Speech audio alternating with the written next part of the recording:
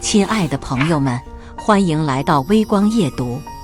霸总把我高管的位置给了他的小娇妻后，我摆烂了，方案不写，客户不见，项目不做，然后资金飞了，客户跑了，公司快倒闭了。霸总哭着求我收拾烂摊子，我转身带了核心团队出去单干，跻身富豪榜。接下来开始我们本期故事。记得点击订阅并开启小铃铛。过去1年，我凭着业绩通过公司内部考核，成功拿下市场总监的位置。可就在年后上班的第1天，我的老板顾明成突然带来了一个新员工，他叫赵佳瑜，以后就是你们的新同事了。刚满20岁的小姑娘，长得很漂亮，站在老板的身边，小鸟依人。顾明成的目光在晨会上扫了一圈后，落在我身上。温佩琪，以后你要好好配合佳瑜工作。这话说得奇怪，哪有让总监去配合一个新员工的？众人都在私下里猜测这姑娘的来头。人事凑过来，递给我一份档案，听说是老板的女朋友。为了让她相信自己是凭实力进公司的，面试还拉了几个名校硕士陪跑，这是个祖宗啊！你自求多福吧。我低头翻看他的履历，职高毕业，函授大专，做过收银、美甲，还在酒吧工作过。嚯，全才呀！可惜我部门这个团队最低985本科学历，更不乏有国外民企经验的。顾明成这是想上演霸道总裁灰姑娘的故事，多一个吃空饷的关系户。大家或许有点意见，不过睁一只眼闭一只眼也就过了。可我没想到，离谱的是在后面。晨会结束后，顾明成让我去他的办公室，刚一进门就看到赵佳瑜坐在他腿上，两人正浓情蜜意。我敲了敲门，轻咳了一声，顾总，找我什么事？他拉开椅子，请我坐下。开门见山，温佩琪，我希望你把市场总监位置让给佳瑜。啥？我怀疑自己听错了。且不说赵佳瑜的资质履历问题，一个刚进公司的新员工，在没有任何既往业绩的情况下，怎么可能担任高管？何况公司一级部门的主管任命都是需要董事会审批的。顾明成在想什么？我看了盈盈楚楚的赵佳瑜一眼，用尽量平静的声音道：那我干什么？他吸了一口雪茄，用独属于他的霸总语气道：鉴于你之前的工作表现，公司当然也不会亏待你，以后你就做佳瑜的副手，好好协助他。我觉得自己听了个天大的笑话。顾总要安排自己人，可以给赵小姐设一个清闲的管理岗，而不是在重要的职能岗位上随便换人。赵佳瑜眼圈一红，若柳扶风的小白花开口了：温姐姐，你不要怪明成，是我提出想要到市场部历练，你放心，以后我一定会努力工作的。顾明成十分欣赏地与他对视，继而又对我道：佳瑜独立上进，不想依靠我，想靠自己打拼，所以我才这么安排。我气笑了，既然是历练，为什么不从基层做起？他噤了声，有点委屈地看向顾明成，而后者眉头一皱，厉声道：他没有背景，不给他一个管理岗，难保不会被欺负。她是我的女人，我不会让她受半点委屈。然后他继续霸总上身，扔给我一份交接单，3分钟，我要你填好千完字。我冷吃，那你们可别后悔呀。自从上一任总裁，也就是顾明成的母亲卸任之后，公司的产品3年没创新，在客户那里早就被竞品秒杀了。现在还能持续拿到订单，那是因为我积累下的资源。我本来就为了这破事心力交瘁，现在撂挑子可太好了。走出办公室的时候，我还听到赵佳瑜柔柔弱弱的声音：明成，这样做是不是不太好？温姐姐会不会不高兴？然后是顾明成油腻的声音：管他干什么？以后他要是敢为难你，我让他后悔来到世上。我听得差点把年夜饭吐出来。顾明成和赵家瑜消失了3天，据人事透露，是顾总为他的小情人承包了一个鱼塘，价值500万。我突然想起，年前我的200万年终奖还没有发，加上部门里其他同事的，一共就在500万左右。而我之前问财务得到的回答是，公司账户里现金流不足，延后发放。现在看来，并不是不足，是另有他用了。我在办公室里喝茶看报，摆烂了一下午，也沉思了许久。顾明成这脑子我是救不了了，但无论如何，我都要把自己和团队的血汗钱拿回来。周五的晚上，我早早地下了班，去吃了个大餐，然后回家舒舒服服地洗了个澡，躺沙发上听音乐逗猫。这是入职4年以来最惬意的一天。我沉浸在摆烂的美好里，一会儿没看手机，微信快炸了。公司总群里突然发了一条通知，顾总和赵总监邀请大家一起去他们的鱼塘度假，见证他们浪漫的情人节。消息一出，部门小群里的同事都坐不住了，已经连续加班2周了，此刻只想躺着不动哭。我智齿发炎都没时间去拔，好不容易约到了医生，又泡汤了。我女儿明天生日，我都答应带她去迪士尼了。我翻看着聊天记录，甚至可以想到屏幕前的大家是什么表情。业内早有默认的共识，占用周末团建的公司无耻之极。何况这还不是团建，是顾总为了展示他霸道总裁的魅力，托全体员工当冤种，去见证他们的爱情。而最大的问题是，那个鱼塘距离市区车程4小时，没有公交地铁，公司却没有安排车辆还得自带渔具和干粮，每个人还需要掏钱买礼物，以表祝贺。疯了才会去。我点点手指，发了个躺的表情。我团队的人自然都懂。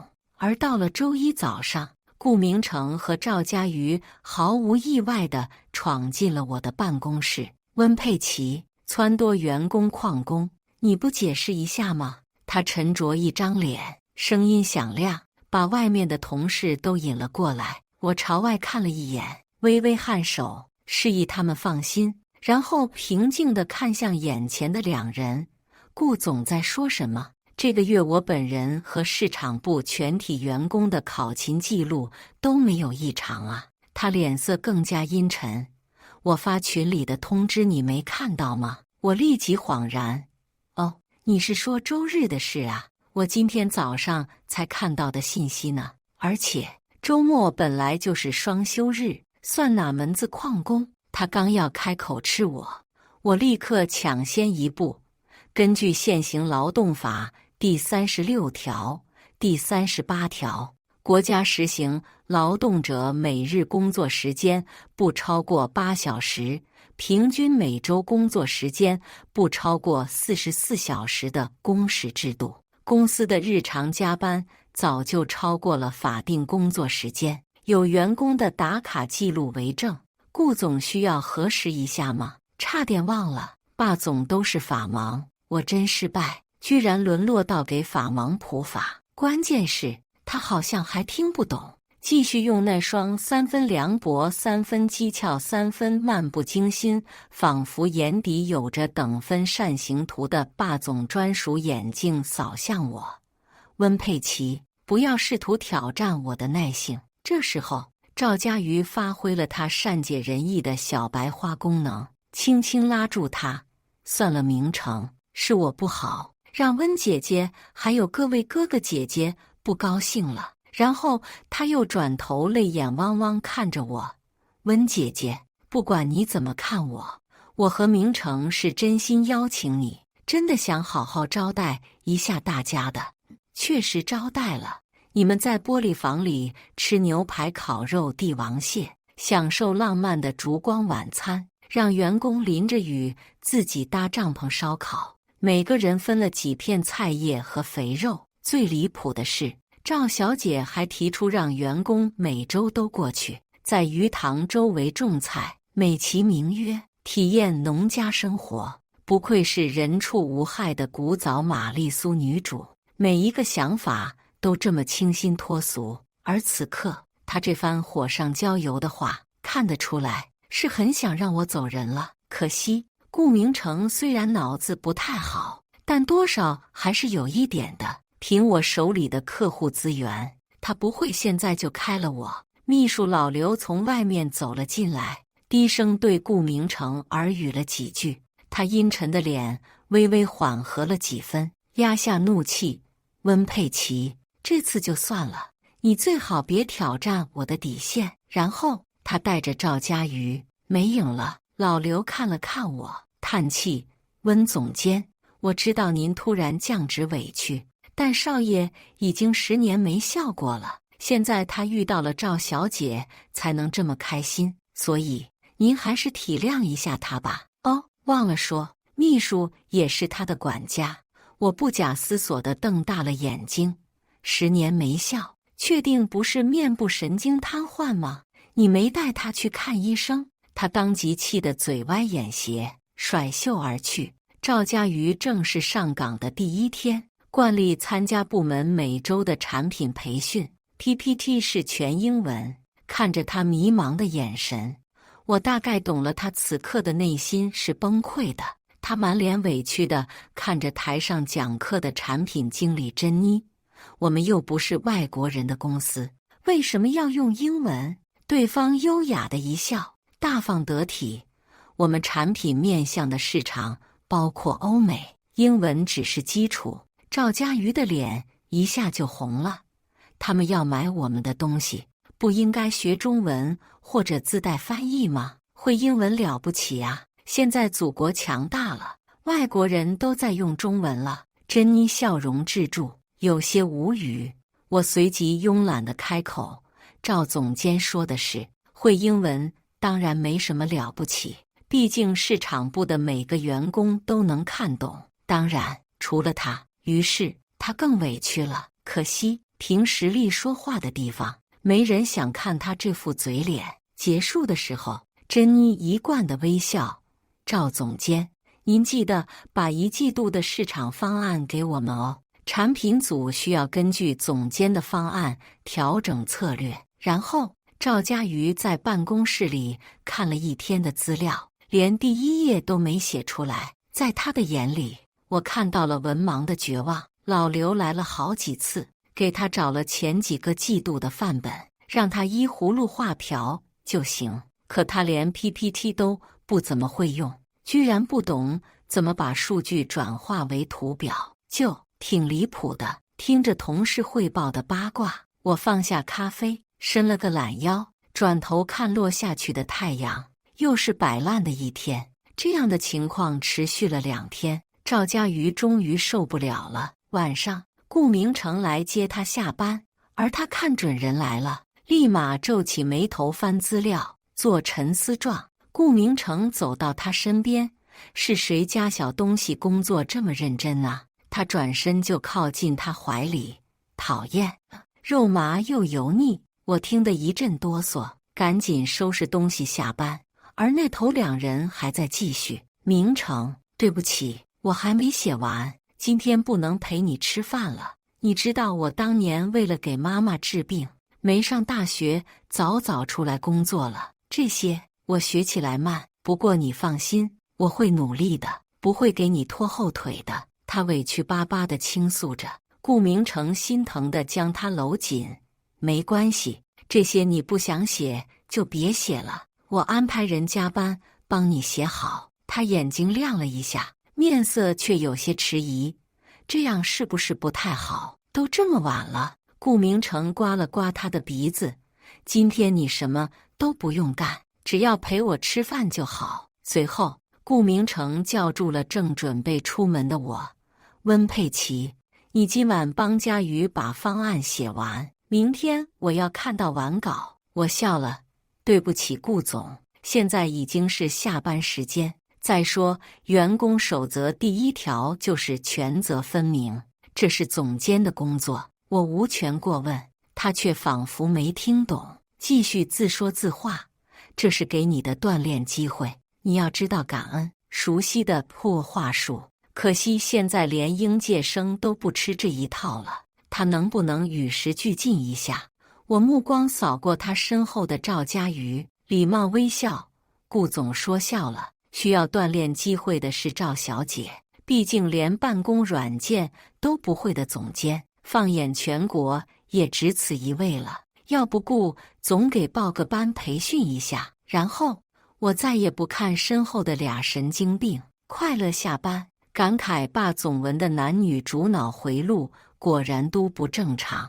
没错，我所在的世界其实是一本名为《霸道总裁的小娇妻》的小说，赵佳瑜就是本书的女主。她出身平凡，美丽善良，既有青梅竹马默默守护，又有霸道总裁宠妻无度，一路桃花朵朵开。和所有的玛丽苏女主一样，天下所有雄性生物都爱她，所有的雌性生物都想害她。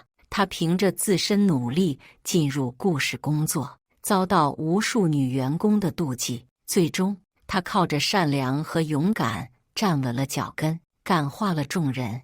而刁难她的恶毒女员工们全都下场凄惨。这个故事里的我，就是那个带头为难她的女员工，一个连女二都算不上的炮灰。我的结局是被顾明成赶出公司，又被小混混侮辱，惨死街头。当然，这一切我们温柔善良的小白花都是不知情的。我最初得知这一切时，只觉得不可思议，直到赵佳瑜入职抢走我位置的那天，我才惊觉一切都在朝着剧情发展。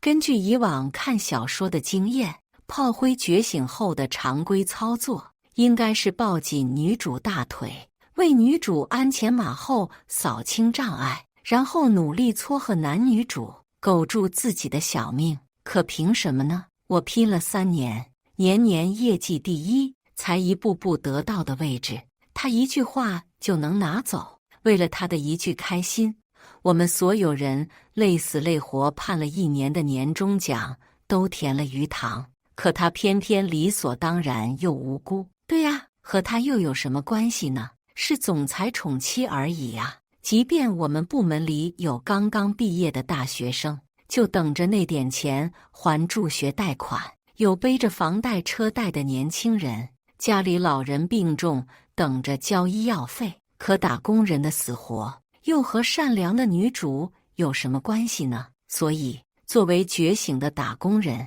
不摆烂都对不起我的身份。摆烂一时爽，一直摆烂一直爽。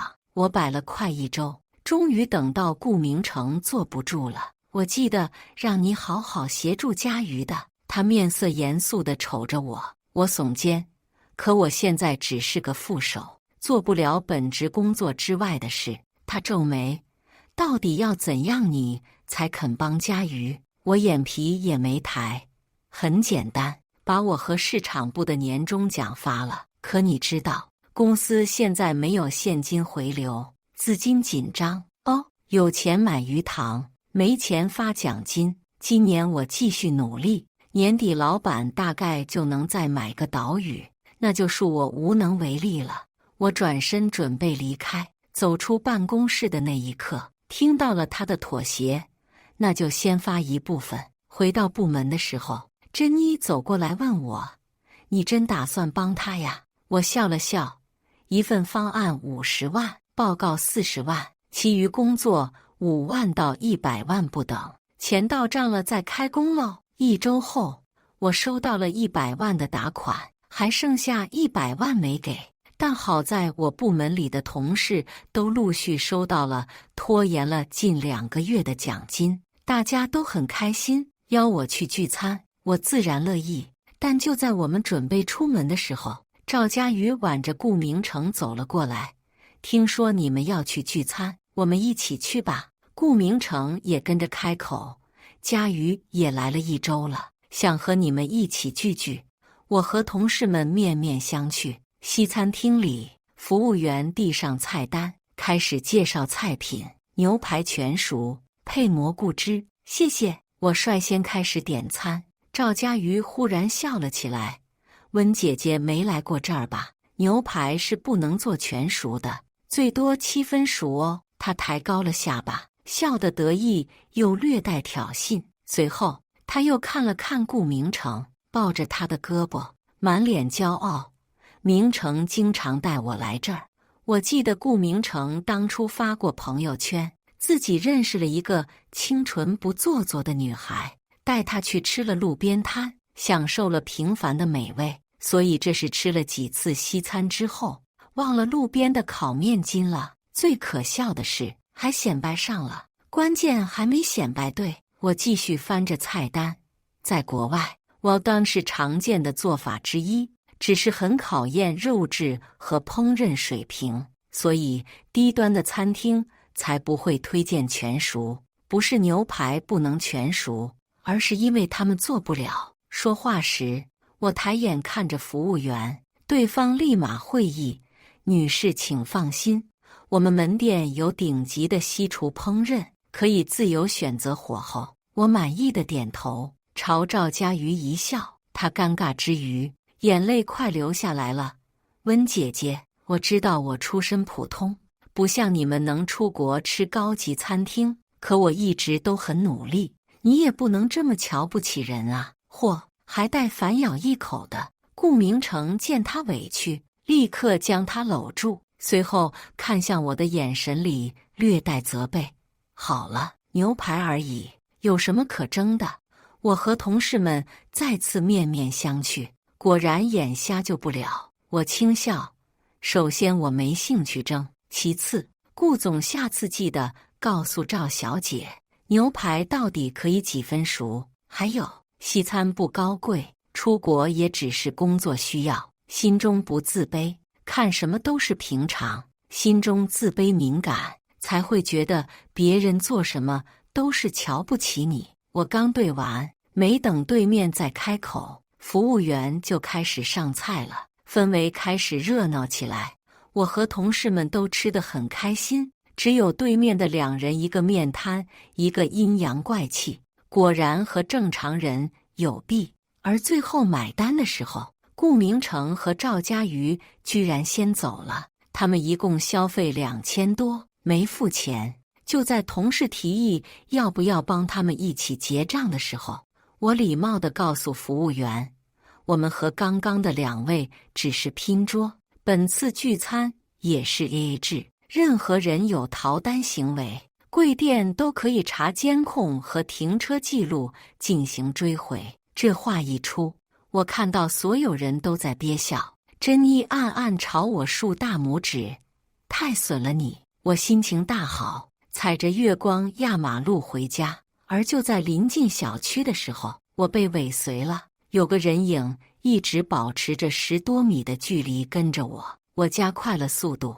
往路灯和监控底下走。7拐8拐，很快进了小区。门口有保安和门禁系统，总算安全到家。赵佳瑜入职1个月后，顾明成大概是觉得他站稳了脚，开始挖我手上的资源。1分钟，我要你把手上所有的客户交给佳瑜。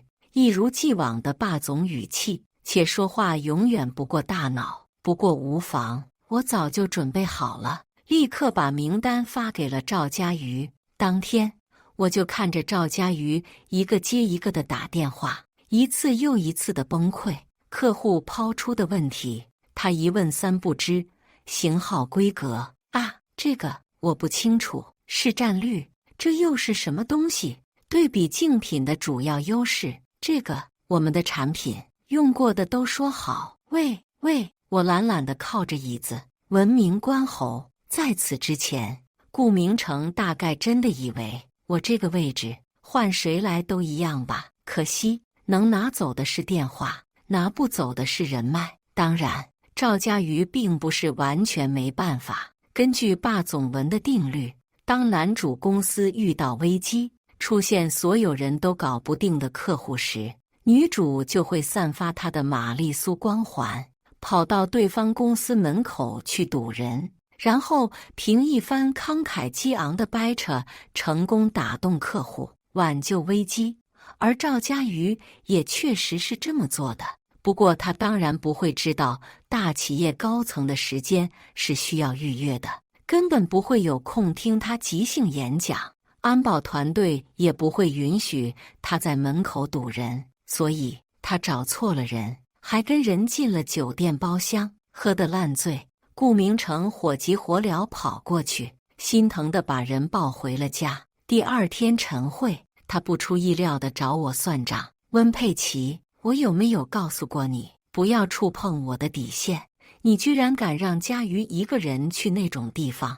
我悠悠地打开一份表格，首先，我提供的名单里并没有赵小姐昨天招待的这位客户。其次，现在他是领导，我是下属，脚长在他身上，怎么就成我让他去的了？我提前调取了酒店监控，查清了当事人的身份。那只是客户公司的一个外包员工。我把整个监控记录都投在大屏上。视频里，赵家瑜热情地挽着人进包厢的样子，可不像是有人强迫的。对不起，明成，我只是想帮你，我没想到会这样的。他泪眼楚楚地看着顾明成，又有些怨怪地扫过我。顾明成脸色愈发阴沉，看向赵家瑜的眸光里显然多了一分怀疑。赵家瑜赶紧过来抢过遥控，关了屏幕，开始捂脸哭泣。温姐姐，我知道你不喜欢我，你怨我抢了你的位置，从我入职开始你就处处针对我，但你也不能拿这种事来污蔑我清白呀。他这一哭，顾明成立刻心疼了，将他搂进怀里，然后凌厉地扫向我。温佩琪，今天的事暂且不提，但从家瑜进来到现在，你到处给他下绊子，别以为我不知道你的小动作。我迎着清晨的朝阳，当着全公司的面回应。顾总说的下绊子，是指写方案，还是对接客户，又或者是产品培训？请问这哪一样不是总监的本职工作？这一问，顾明成没有回答。我目不斜视，继续道：人贵有自知之明，倘若对自己没有清晰的认知，非要争抢能力之外的岗位，而又无法胜任时，自然想当然地觉得是别人刻意针对。然而赵小姐最大的绊子，就是她自身的资质和能力。职场不是家庭，也不是学校，在这里，没人有义务去迁就她。话音未落，坐下响起了掌声。市场部的同事率先鼓掌，其他部门也跟着鼓了起来。因为我的话，这里的每个人都感同身受，我们都经历过职场的残酷。这4年来，我亲眼见过入职半年被裁员的应届生，也见过35岁被优化的中年人，更有生病了不敢请假，阳了以后发烧写代码的卑微打工人，还有当初那些坐了几个小时高铁来面试，却被2分钟打发的求职者。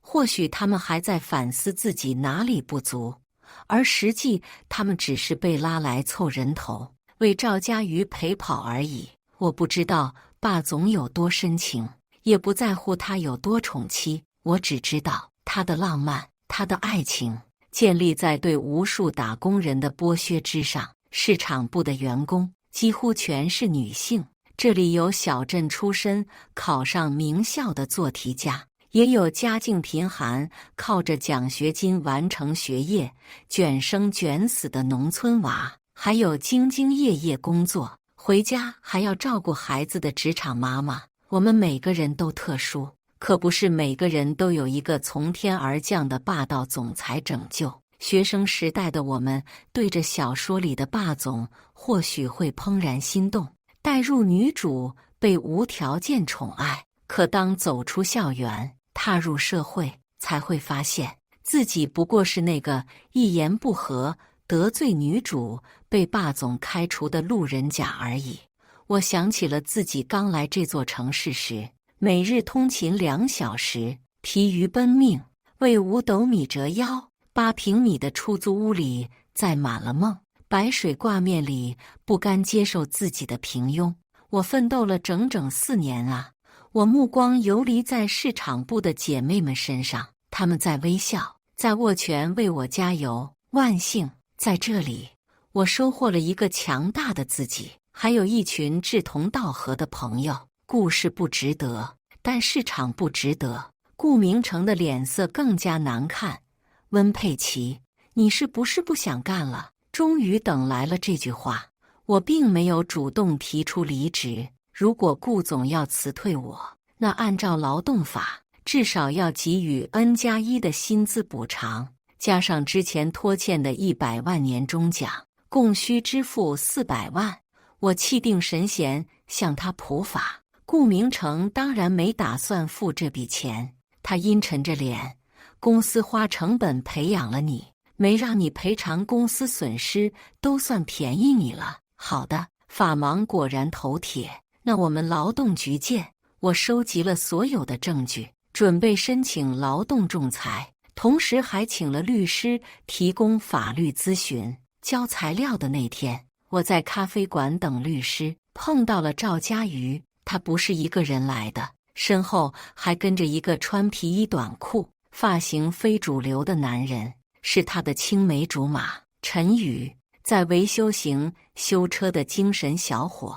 我看着眼前人的身形和模样，突然觉得有些熟悉，却一时想不起在哪里见过。正思索着，那人已经走了出去，而眼前赵家瑜先开了口：“温姐姐。”我喝了一口咖啡，顾明成又不在，你还装什么呢？累不累？他脸色微变，在开口时不再是一贯发嗲的声音，变得正常了许多。真好，你终于走了。说这话时，他眼里满是胜利者的得意。我看着他，其实我很想知道，故事有那么多的管理岗，你为什么偏偏会选中我的位置？别告诉我你是真的只是为了所谓的历练，这话也就骗顾明成了。事实上，从他入职的第1天起，就想赶我走了。他不屑地横了我一眼：“你本来就不应该待在顾氏，你总说我实力不配，那你呢？你不也是靠着讨好明成的母亲才爬上来的吗？你以为讨好了他就能嫁入顾氏？可惜你在公司4年。”明成都没正眼瞧过你。我惊异于他的脑回路，也终于明白了他对我的恨意来自哪里了。顾明成的母亲任总裁时，我刚入职1年，拿了第1个年度业绩第1。年会上，他很开心，说我很像年轻时候的他。选儿媳妇就该选这样聪明能干的。几杯酒下肚，他拍着我的肩膀玩笑。就这样一句酒桌戏言，不知道怎么会隔了几年传到赵家瑜的耳中，在他心里深深扎刺。原来这就是女主的胸襟。我的母语是吴语。当天回去，我就找了物业调监控，查找近几天小区门口的可疑人物。同时，我联系朋友，帮我找了一个私家侦探。在原剧情里，我离开故事以后，是被赵家瑜的护花使者带着一群小混混侮辱，最后衣衫不整，横死街头。而今天见了陈宇，我几乎可以把他的身形和那天晚上尾随我的影子重合。我需要证据，忙着手头上的事情，电话猝不及防响了，是珍妮。温大老板，打算什么时候创业呀？带我们一起干呗。我轻笑。怎么了？你也想离职啊？嗨，我倒是想走，这个月已经走了10来个了。你离开之后，公司那叫一个惨不忍睹。之前没交付的订单，长时间没人跟进，客户都在投诉撤单。本月到现在为止，一个新订单都没有，以前的客户全都流失了。本季度财报估计亏损难看，到时候投资人都得撤资。我默默听着他分享，这些都在意料之中。这些天在家，我陆陆续续地收到了之前同事的吐槽，比如赵家瑜为了展现他的人美心善，经常去周边的学校给孩子发饮料，而资金来源是扣了员工每个月的交通补贴。就这样离谱又戏剧的事情，每天都在上演。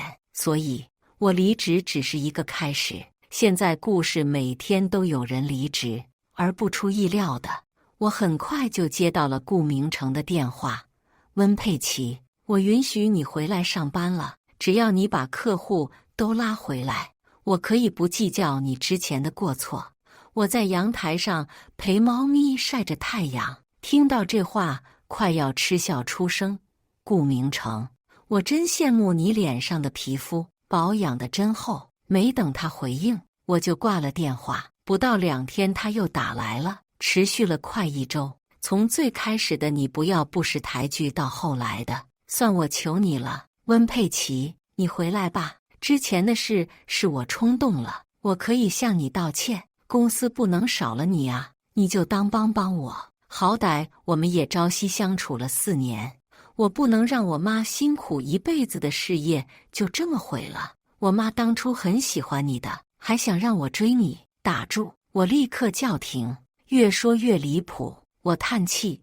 顾总啊，求人呢就要有求人的态度，你先把欠我的400万支付了，再谈其他吧。我啪一下挂了电话。世界终于清静。仲裁开庭的那天，我途经一条小巷子，再次被人尾随。我没有躲，往巷子深处走了进去。前面窜出了几个小青年，胳膊上的纹身张牙舞爪。往后看，是陈宇带着人堵在了出口。我被围住了。我看向陈宇，我们在咖啡馆见过的，和赵家瑜一起。我记得没有得罪过你，你这是做什么？他把嘴里叼着的烟头吐到一边。敢欺负家瑜，当然要给你点教训，不把你弄死，我以后都不用在道上混了。你和赵家瑜是什么关系？我看着眼前越来越近的人，尽可能地保持平静。我们从小一起长大，我是他最亲的人，所以是他让你们来的吗？我继续盯着他，他没回答。看来不是啊，是你在自作多情喽。所以你为他做的一切，他都不知情呢。